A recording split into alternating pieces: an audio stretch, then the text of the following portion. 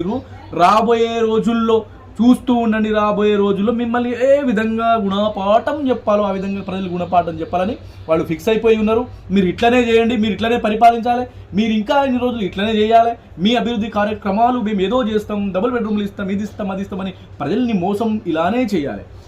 రాబోయే రోజుల్లో మీరు ఇట్లనే ఉంటే రాబోయే 20 సంవత్సరాలు బీఆర్ఎస్ పార్టీకి తెలంగాణ రాష్ట్రంలో ఎలాంటి డోకా లేకుండా కళ్ళు మూసుకుంటే బీఆర్ఎస్ పార్టీ గుర్తు మీద కేసీఆర్ గారి ముఖం చూసి ఓటేసి వెళ్ళిపోతారు ప్రజలు. ఇది గుర్తుపెట్టుకోండి. దేవరకొండ నియోజకవర్గ ప్రజలారా, ఇప్పటికైనా మోసపోయింది చాలు.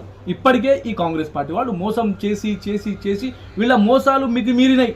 ఇంతకు మించి మనం సహిస్తే ఒక్కసారి మోసపోతే మనకు తెలియకుండా అబద్ధాలు చెప్పి మోసం చేసిండు కాబట్టి వాడు లంగగాడు, వాడు దొంగగాడు, మోసం చేసిండని చెప్పి మనం ఓకే సహిస్తాం.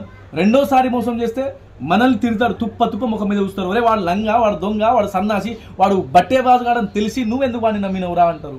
కాబట్టి ఒక్కసారి నమ్మినాం. మళ్ళీ తెలంగాణ రాష్ట్రంలో కాంగ్రెస్ పార్టీని, దేవరకొండ నియోజకవర్గంలో మన కాంగ్రెస్ పార్టీని, మన నాయకులు ఎట్లాంటి వాళ్ళు మనకి తెలుసు, చుట్టూ పైరోకారులు ఎట్లుంటారో మనకు తెలుసు మన దేవరకొండ నియోజకవర్గ కాంగ్రెస్ పార్టీలో.